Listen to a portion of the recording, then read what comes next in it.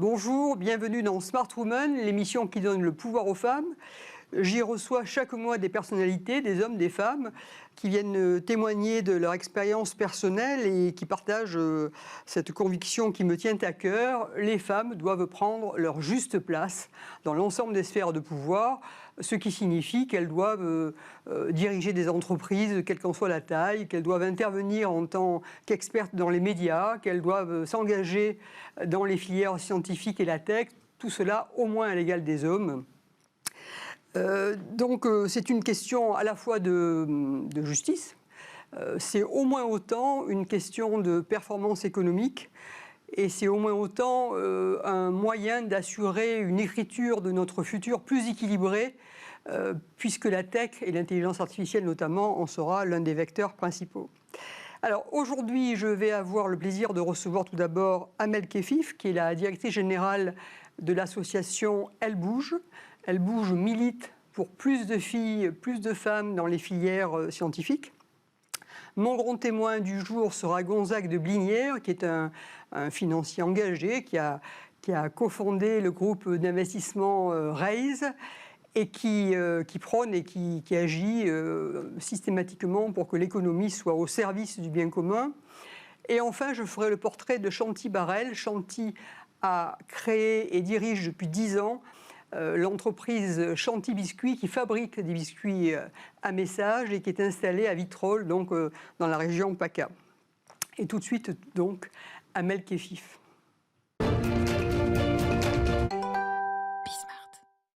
Bonjour Amel Kefif. Bonjour Marie-Claire. Ravie de vous recevoir pour parler de ce sujet important qui est l'orientation des filles vers les filières scientifiques. Oui. Alors, vous avez vous-même connu d'ailleurs un parcours varié, puisque vous avez fait de l'entrepreneuriat, vous avez également été en cabinet, vous avez été chef de cabinet de Marlène Schiappa, et depuis 3 ans, vous avez donc choisi de diriger l'association Elle Bouge. Alors, en quelques mots, pourquoi ce passage et comment fonctionne Elle Bouge, que fait-elle, les grands chiffres, le périmètre d'action ? Merci beaucoup. Alors pourquoi ? Parce que je suis convaincue de ces questions et qu'il faut agir pour l'engagement pour les filles et les filières scientifiques et la place des femmes en règle générale. Elle Bouge, c'est une association qui a été fondée il y a 18 ans par Marie-Sophie Pavla, qui est une ingénieure de formation, oui, et à qui on a posé la question: comment fait-on pour attirer plus de filles et de femmes dans les filières et carrières scientifiques et dans les industries stéréotypées masculines, dans des fonctions de techniciennes et d'ingénieurs. Donc le constat, c'est celui qu'on voit tous les jours dans tous les rapports et autres forums et conférences, la question des stéréotypes liés au genre, liés aux métiers, métiers féminins, métiers masculins, les plafonds de verre et les propres... frein qu'on se met à soi-même et les blocages, absolument. Donc Elle Bouge a décidé d'aller chercher au sein des industries, donc auprès de nos 330 partenaires aujourd'hui, toutes ces femmes qui sont des marraines, on en a près de 10 000 aujourd'hui, qui sont des femmes de sciences, de tech, de technologie, d'ingénierie et qui témoignent auprès des collégiennes, lycéennes et étudiantes de leur parcours épanouissant et leur métier passionnant. Alors, en quelques chiffres concernant Elle Bouge, au-delà de ceux que vous venez déjà de citer, implantation, nombre de jeunes femmes touchées. Alors, Elle Bouge, nous organisons 700 événements par an, qui sont des 700 rencontres avec des jeunes filles. On impacte tous les ans plus de 40 000 filles sur tout le territoire français, donc en métropole et en outre-mer. C'est un nombre très important. C'est un nombre très important, absolument. Et également à l'international via les filiales de nos partenaires français. Alors, bon, on voit bien que l'action d'ampleur que vous menez, alors vous vous adressez à des jeunes filles qui vont à la fois du collège, lycée, jusqu'à l'établissement supérieur, mais vous me disiez, quand on a discuté ensemble, que depuis maintenant 1 an, vous aviez décidé d'adresser également l'école primaire. Absolument. Alors, pourquoi et là, comment ça se passe réellement ? Parce que bon, avec des enfants, comment on fait ? Avec des enfants, justement, c'est différent. Donc, c'est le programme Elle Bouge en primaire qui a été lancé effectivement en novembre 2021. Elle Bouge en primaire, c'est un programme en 3 temps qui s'adresse à l'ensemble de la classe. À partir du collège, on extrait les filles et on s'adresse directement à elles, soit au sein de l'école, soit en les prenant directement sur les sites industriels et à la découverte du monde de l'entreprise. Elle bouge en primaire, ce sont 2 marraines qui vont en classe avec donc la participation de l'instituteur ou institutrice, et on a créé un jeu de cartes qui présente tous les métiers au féminin et au masculin. On va vraiment travailler sur la mixité des métiers pendant une après-midi avec également des expériences scientifiques pour que les enfants comprennent qu'il n'y a pas de métier de fille, il n'y a pas de métier de garçon, il y a des métiers tout court. Cette même classe, dans un autre temps, ira dans un événement Elle bouge, sur un salon professionnel où elle a découvert directement du monde de l'entreprise. Et enfin, parce qu'on sait qu'on doit également toucher les parents, parce que l'école primaire, il est encore temps de s'adresser aux filles et aux garçons. Les stéréotypes ne sont pas ancrés de la même manière. L'égalité, en tout cas, l'idée qu'on s'en fait est quand même encore très présente. Mais il faut également influencer les parents et le corps des professeurs. Donc le troisième temps, c'est la restitution en classe, avec la parole des enfants, parmi le corps enseignant et les parents, pour qu'ils entendent leurs enfants parler justement de ce qu'ils ont vu, fait et aimé. Alors c'est un beau programme. Alors bon, à ce stade, vous n'avez pas de capacité à mesurer véritablement l'impact, mais ce que vous savez, c'est effectivement le nombre de personnes que vous touchez dans les différentes populations que vous venez de décrire. Alors vous avez parlé justement de la relation avec le monde enseignant, qui bien sûr est déterminant dans la façon dont ça va se passer ensuite. Comment évolue la situation à ce niveau-là? Comment vous la qualifiez? La vision du monde enseignant par rapport à l'action que vous pouvez mener, l'entrée facilitée ou pas dans les établissements? Comment ça se passe? Alors, Elle bouge a un agrément avec l'Éducation nationale qui nous permet donc de pouvoir nous adresser à l'ensemble des lycées, des établissements secondaires et primaires publics, notamment aussi par le biais de nos délégations régionales. On en a 27 aujourd'hui qui entrent directement en lien avec leur académie, leur rectorat, les référents égalité au sein des établissements. L'administration de l'Éducation nationale nous aide beaucoup à promouvoir nos actions en France sur tous les territoires.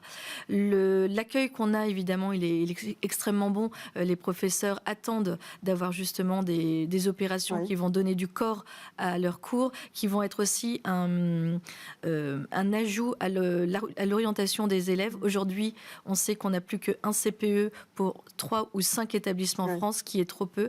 Donc, Elle bouge vient combler ce manque d'orientation et permettre aux filles de pouvoir se projeter, de pouvoir se dire pourquoi pas moi, et de comprendre en fait l'importance de continuer les maths et les sciences et de désacraliser les excellentes notes. Donc un très bon accueil.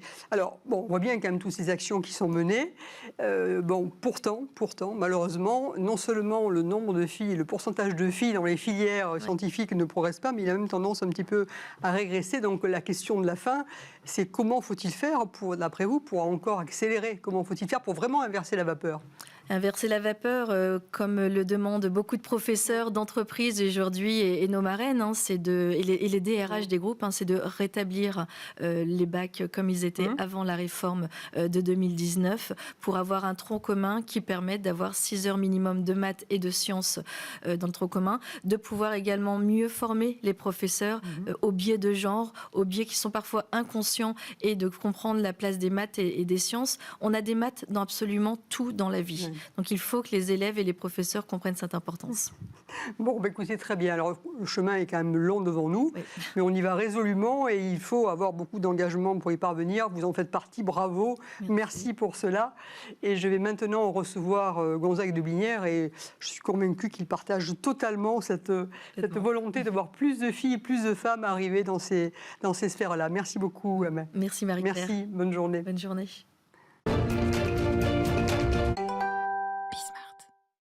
Bonjour Gonzague de Blinière. Bonjour Marie-Claire. Merci de votre présence.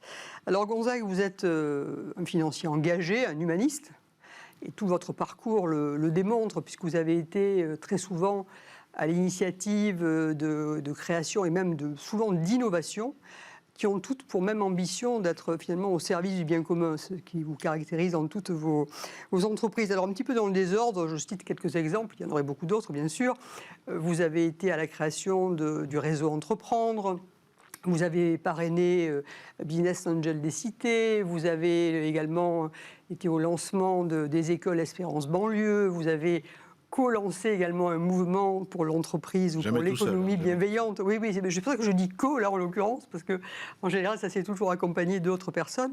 Et justement, vous avez co-créé, en 2013, vous avez co-créé l'entreprise, le groupe, finalement, d'investissement Raise Investissement, et vous l'avez fait avec Clara Guémard. Alors, toutes ces initiatives, on pourrait bien sûr en parler, beaucoup de choses passionnantes à dire, mais en l'occurrence, je voudrais vous entendre davantage sur la place des femmes, parce que vous avez eu, vous, une conviction très très marquée, mais qui est au-delà de la conviction, qui est une action, puisque vous avez cofondé et vous avez co-dirigé, et vous continuez à coagir en parfait binôme, et vous êtes allé au-delà, puisque l'ensemble de votre chaîne est dans le même mouvement. Alors racontez-nous comment on fait, pourquoi et comment on fait.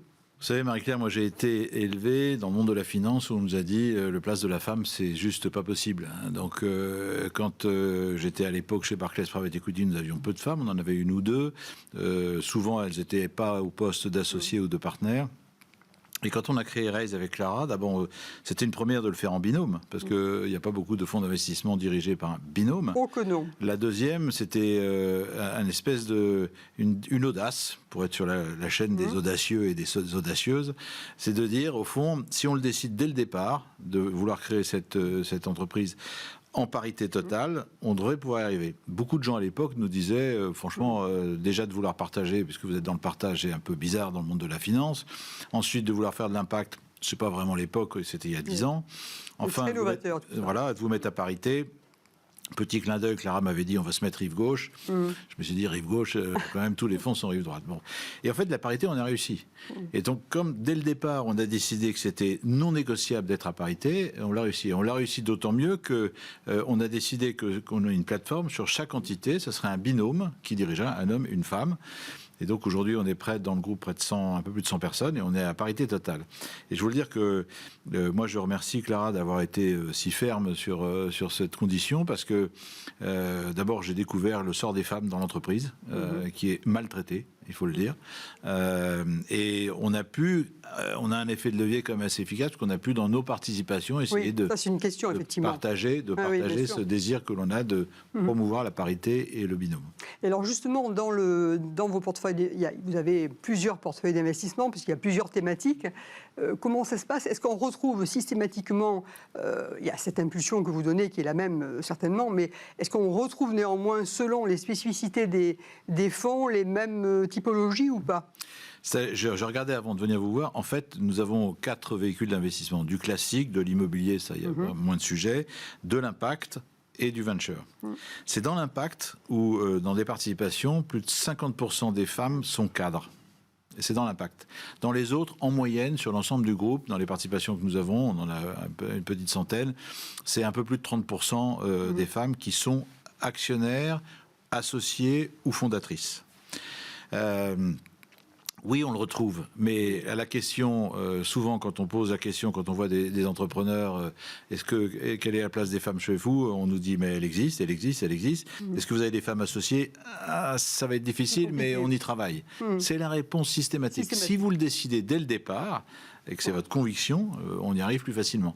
Et je pense que les fonds d'investissement ont une responsabilité dans cette promotion de la parité, parce que on peut mettre, alors pas forcément dans les exigences, on ne va pas dire non parce qu'il n'y a pas de femmes à bord, mais au moins dans le travail sur l'impact, la présence, les statistiques et la mesure. Mais on peut à cet égard saluer, puisque effectivement le constat de départ est tellement catastrophique en termes de pourcentage de levée de fonds et donc d'investissement, mais on peut saluer l'initiative là de Sista qui a permis et qui a été reprise d'ailleurs par France Invest, et vous en avez été signataire comme tous les fonds, enfin tout le monde s'est mis sur le sujet, de dire qu'il fallait qu'il y ait cette mixité beaucoup plus établie que ce qu'elle était jusqu'à présent, et qu'il fallait qu'on finance, puisque c'est un petit peu le nerf de la guerre, en capital, qu'il y ait beaucoup plus de femmes fondatrices ou cofondatrices qui soient financées. Donc on peut espérer que tout cela bouge, mais ce n'est pas encore le cas, enfin on n'a pas encore de résultats suffisamment patents. Alors, juste avant vous, je recevais Amel Kefif, qui nous parlait d'Elle bouge et donc du fait qu'il faut amener en amont les filles vers des filières scientifiques et des filières tech. Alors justement, dans vos rencontres avec les start-upers de la tech, est-ce que c'est mieux ou pas? Alors je pense qu'elle a raison. Il faut amener en amont la filière d'ingénieurs auprès des femmes, mais moi je dirais aussi qu'il faut mettre en amont les filières entrepreneuriales pour les femmes. Un homme, il a la testostérone de la création d'entreprise. Une femme, c'est moins le cas. C'est terrible. Une femme, c'est moins le cas.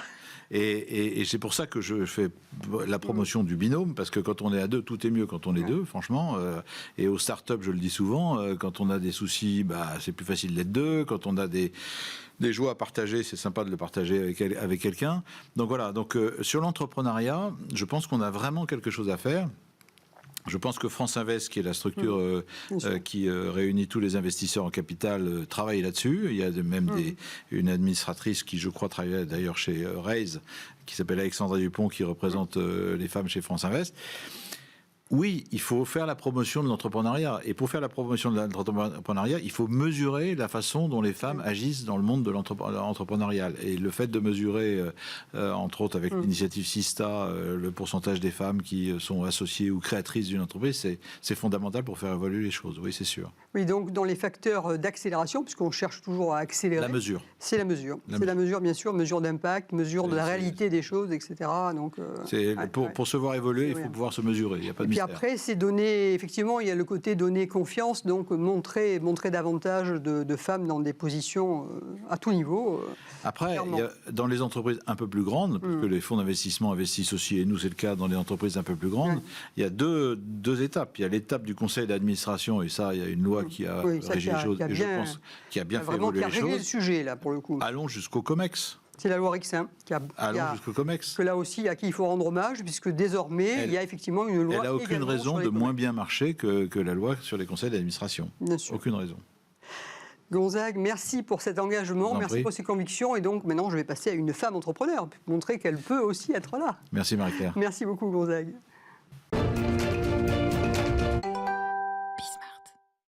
Bonjour Chanty Barrel. Bonjour. Merci et bienvenue sur ce plateau.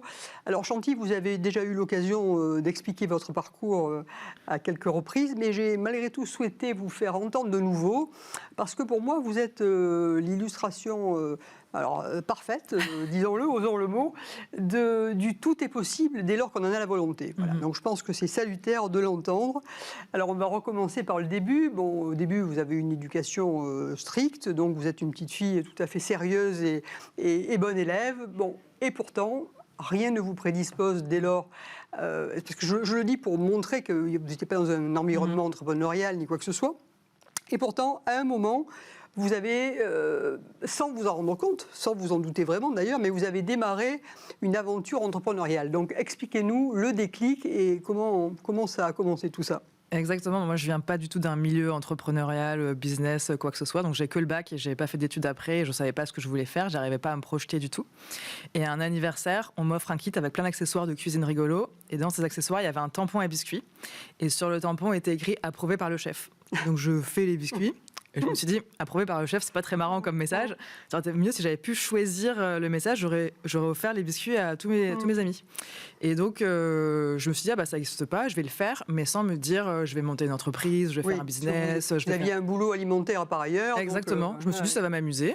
Et j'ai trouvé un kit sur Internet pour pouvoir personnaliser les biscuits moi-même avec des petites lettres vraiment façon imprimerie, et j'ai démarré en faisant dans mon appart, et comme le concept c'est vous commandez en ligne, ensuite je fais les biscuits et je livre, mais je faisais ma vie, j'avais une commande qui tombait, je la faisais, je l'envoyais. Même pas besoin de trésorerie, vous aviez déjà inventé le fait d'être payé avant de livrer, donc ça c'est formidable.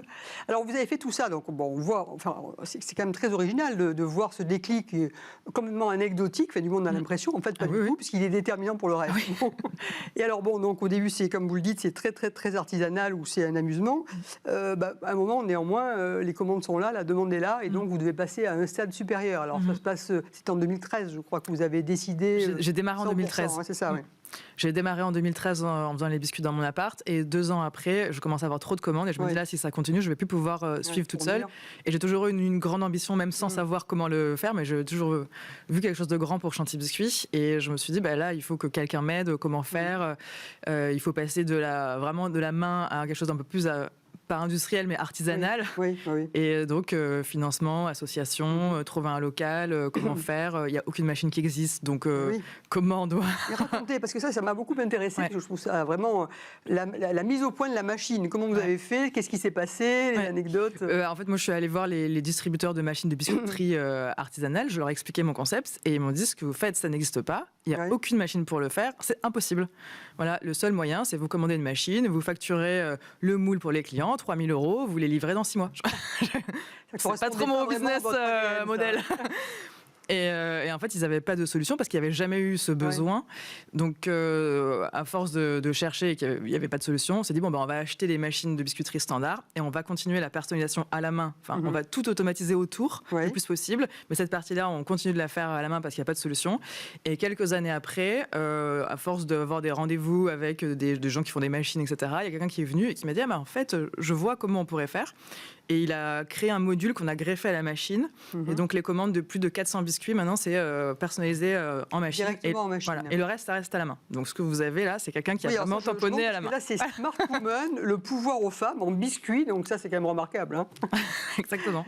Oui, donc, alors, toutes ces étapes, elles ont été importantes. Alors, vous les passez, vous dites ça avec beaucoup de simplicité. Oui, mais c'était long. On a l'impression que tout ça est très facile. Bon, en fait, dans la réalité, ça ne l'est pas, puisqu'il faut... Ah non, pas du tout. Vous avez des obstacles, vous m'avez expliqué que la pâte ne marchait pas dans les machines au départ, etc. Donc, bon, c'est pas évident. Vous avez eu d'ailleurs des phases, au début, vous étiez associé, après, vous n'étiez plus associé. Donc, donc, ces étapes-là, l'aspect justement financement pour vous permettre d'acheter ou de fabriquer la machine, ça, c'était une levée de fonds. C'était la seule levée de fonds que vous avez J'ai fait 2 tours de financement. Donc, le premier en 2015 pour avoir le premier atelier de prod et les premières machines, à hauteur à peu près 100 000 € de prêt bancaire, prêt d'honneur, etc. Et rapidement, on a été à l'étroit et il fallait beaucoup plus grand. Et là, je me suis dit, je ne vais pas redéménager tous les ans. Donc, on prend vraiment direct quelque chose de grand, qu'on met aux normes, etc. Et là, je veux faire quelque chose un peu plus pro, même côté équipe. Et donc là, la banque ne me suivait pas. Ils m'ont dit, on ne croit pas en votre business model. Donc, j'ai dû aller chercher de l'argent auprès de Business Angel pour financer la prod. Et en fait, comme j'avais les commandes derrière, je dis, là, comment je livre, en fait Non, mais votre besoin correspondait effectivement davantage à du capital qu'à du crédit. Donc ça me paraît... Mais alors, comment ça s'est passé? Ça s'est bien passé, la levée de fonds? Enfin, le capital, vous avez trouvé... Oui, en fait, je me suis fait accompagner parce que j'y connaissais rien du tout en finance.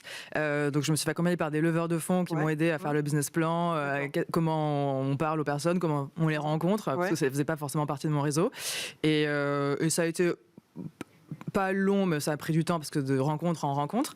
Mais j'ai pas trouvé que c'était difficile dans le sens où moi j'avais déjà un historique, j'avais prouvé qu'en fait je pouvais emmener la boîte déjà de 1 à 2, enfin de 0 à 1 plutôt, et comment on fait le next step. Et j'ai pas, non, ça n'a pas été très compliqué de convaincre les personnes. Après, j'avais pas cherché des millions non plus, mais vous avez une grande capacité, mais c'est ça qui est formidable, parce qu'une capacité d'adaptation, d'innovation, et vous avez envie, donc vous y allez. Voilà, et le produit est très facile à comprendre. Tout le monde voit le potentiel. Tout le monde s'imagine ouvrir les biscuits pour ses clients, ses enfants, ses amis. Donc, c'est très facile de convaincre aussi. Et alors, justement, aujourd'hui, votre capacité de production, c'est 50 000 biscuits jour, c'est ça? Exactement. Aujourd'hui, avec l'équipe que j'ai, sans forcer et sans faire tourner en 2-8, 3-8, donc il y a encore du potentiel derrière, c'est monté jusqu'à 50 000 biscuits par jour. Biscuits par jour. Donc, ça fait quand même beaucoup de messages. Oui. Et alors, aujourd'hui, en termes... parce que là, vous adressez plutôt des particuliers à ce stade. Aujourd'hui, on est 50-50. En termes de chiffre d'affaires, 50-50. Oui, 50-50. Donc, vous adressez aussi bien des particuliers qui viennent sur le site, en fait, c'est purement digital, que des entreprises. Mais justement, alors, aujourd'hui, finalement, parce qu'aujourd'hui, vous êtes une patronne, parce que je sais que vous avez, au départ, vous dites, bon, non, je fais ça. Bon, non, vous êtes une patronne, vous dirigez une PME, c'est pas une TPE, c'est une PME. Donc, bon, c'est très positif. Comment, finalement, vos principaux défis aujourd'hui, c'est quoi? Alors pendant longtemps, ça a été comment on met en place la prod, qui a pris plusieurs années. Et maintenant qu'on a la prod qui tourne et qui est hyper efficace, c'est comment on ramène des commandes et comment surtout on met une équipe commerciale en place. Parce que nous, dans notre ADN, on est très marketing. Combien êtes-vous actuellement? On est 15. Vous êtes 15, et ça se répartit comment entre... J'ai 8, plus de la moitié de personnes en prod. Voilà. Et après, j'ai un peu de service client, graphisme... personnes qui gèrent les commandes entrantes, les questions des clients, etc. Mais on n'a pas vraiment d'équipe commerciale à proprement en parler. Moi, c'est vous qui le faites. aujourd'hui. Voilà, en fait, on a énormément de demandes entrantes et jusqu'à présent, notre stratégie, c'était faire connaître la marque pour ramener de la demande et nous la traiter par la com, les réseaux sociaux, etc. C'est ce que j'aime beaucoup. Et maintenant, c'est OK, comment on met une force commerciale vraiment en place qui va aller chercher tout le potentiel qu'on a derrière, quoi. Et ce potentiel, justement, vous le voyez dans des secteurs, alors plutôt justement B2B, ce que vous me disiez. Oui, l'avantage du B2B, c'est que c'est des grosses commandes. Parce qu'en particulier, le max du max qu'on va avoir, c'est 500, 800 biscuits pour un mariage. Mais une entreprise, on a déjà eu des commandes de plus de 100 000 biscuits. Donc, c'est pas la même chose. Oui, parce que c'est à la fois, pour l'entreprise, c'est à la fois des goodies, mais alors des goodies qui sont bons pour la santé, puisque vous ne mettez que des bons produits dans vos biscuits et qui permettent d'apprécier. Mais dans le même temps qu'il y a les entreprises à ce niveau-là, vous avez également le monde de l'hôtellerie qui vous intéresse, je crois. Oui, l'avantage de l'hôtellerie, c'est qu'il y a de la récurrence. Parce que quand on est sur un cadeau, c'est plus du one-shot. Mais on a plein de clients potentiels différents, ce qui est aussi un peu compliqué, parce que qui on adresse en priorité. Oui, bien sûr. Et là, avec les fêtes qui arrivent, cadeau de Noël, cadeau pour les vœux, et c'est là où on a le gros du business. Donc, c'est maintenant. Oui, c'est-à-dire que vous avez à la fois à gérer vraiment le quotidien, et vous avez la chance d'être, enfin vous avez la chance, vous l'avez cherché cette chance, mais d'être sur un métier où il y a une demande naturelle, parce que le cadeau. D'ailleurs, j'avais été frappée quand on s'était rencontrés, parce que vous m'expliquiez que c'était pas trop le biscuit finalement. Non. Vous, ce qui vous comptait pour vous, c'était le message, mais ce message devait néanmoins être supporté par quelque chose de qualitatif, et donc c'était pas un biscuit ordinaire, c'était un bon biscuit par ailleurs. Donc, ah oui, moi je voulais surtout pas l'effet c'est beau, ah ouais mais c'est pas bon. Enfin, je voulais qu'il y ait un double effet. Ah, mais en plus, c'est bon. Et c'est ce qui fait que la boîte, elle marche et que les gens les recommandent et en parlent et aiment les biscuits. Mais et qui a été aussi fait partie du défi de prod de garder le goût et la qualité sans mettre d'additifs, sans réduire le beurre, etc. Et oui, c'est ce qui fait que ça marche. Oui. Et vous avez justement vous avez pu absorber justement les hausses de matières premières là. Oui, on a augmenté nos prix en B2B, mais pas sur notre site parce qu'on est déjà considéré comme cher. Donc, mais par contre, on a adapté l'offre pour que ça nous coûte moins cher. Donc on a réduit la gamme de parfums qu'on avait, on prend les packaging en plus petite quantité, on fait des réassorts. Donc c'est plus on optimise en interne pour pas que le client au final ait une grosse surcharge de prix. Ce qui est frappant, c'est que vous dites toujours nous. Bon. Or, c'est vous qui dirigez, vous êtes vraiment seul à diriger, vous avez une équipe autour de vous, mais c'est vous qui ah oui, j'ai pas d'associé. Et vous avez ce sentiment, vous avez une façon de vous exprimer qui est toujours collective, donc qui prouve que pour vous, l'équipe, c'est important. Finalement, aujourd'hui, comment vous vous sentez en tant que patronne, à la fois dans votre positionnement, à la fois dans la relation avec tous les interlocuteurs que vous avez, comment ça se passe? J'ai mis longtemps à assumer ma place, de dire je suis la boss, je suis légitime, et surtout parce que j'ai recruté des gens qui avaient des diplômes et qui étaient plus qualifiés que moi, entre guillemets, et donc c'était comment moi je leur donne des ordres. Enfin, j'avais toujours ce truc de un peu imposteur, j'ai l'impression que je suis là un peu par hasard, je sais pas trop ce que je fais, c'est fou que ça marche, je m'en rends pas trop compte. Mais là, ces dernières années, avec tous les succès qu'on a pu avoir, les réussites, j'ai eu des prix, etc., je me dis, en fait, non, je suis à ma place. Et là, j'ai pris des prix prestigieux au demeurant. Oui. Ah bah oui. Et là, j'ai une super équipe aussi qui comprend et tout le monde est à sa place, tout le monde sait ce qu'il a à faire. Je me sens totalement à ma place quand je dois prendre une décision et dire non, mais si à un moment donné une hésitation, c'est moi qui ai le dernier mot, alors qu'avant, je n'arrive pas forcément à le dire. Et non, je suis très fière de l'équipe et de ce qu'on fait. Donc, écoutez, c'est le mot de la fin. Vous êtes très fière de façon très légitime. Donc, on vous souhaite bien sûr tout le succès. Et je vous remercie pour ce témoignage parce que je pense que vraiment, vous allez inspirer et donner confiance, parce que c'est surtout ça, donner confiance à des femmes qui aujourd'hui se sentent pas une fibre entrepreneuriale, qui vont passer par ce syndrome d'imposteur que vous avez décrit. Et pourtant, elles peuvent, et pourtant, elles doivent aller au bout de leurs souhaits, de leurs convictions. Donc, encore une fois, un grand merci. Voilà, donc cette émission est terminée. Merci d'avoir suivi. Et donc, je vous donne rendez-vous à la prochaine session, donc dans un mois.